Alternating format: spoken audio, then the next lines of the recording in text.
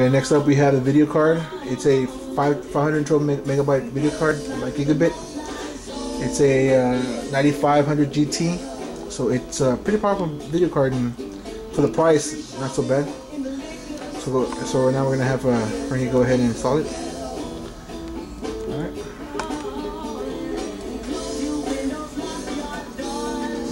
It goes in the PCI Express slot right there.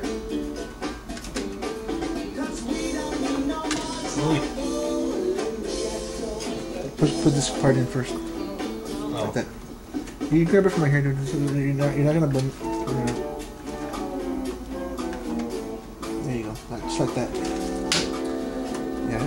Now go ahead and push it. Put in a little bit of force. There you go. It all snapped in. And that's it. Right now we need to put a screw right. We'll do that right now. All right. So that's the insertion of the video card. And I'm gonna go ahead and pause because we're running low on video, and we're gonna work on the what's next. All the rest of the connections for the power and for the hard drive. Right. And the drives, right? And the drives, exactly.